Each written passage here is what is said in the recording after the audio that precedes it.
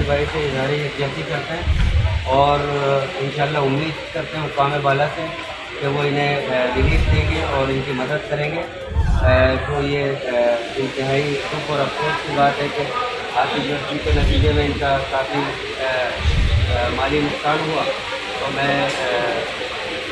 फिर ताजिर इत्तेहाद के प्लेटफॉर्म से हुक्काम बाला से अपील करता हूँ कि हमारे इस ताजिर भाई की हेल्प की जाए और इस नुकसान का अज़ाला किया जाए।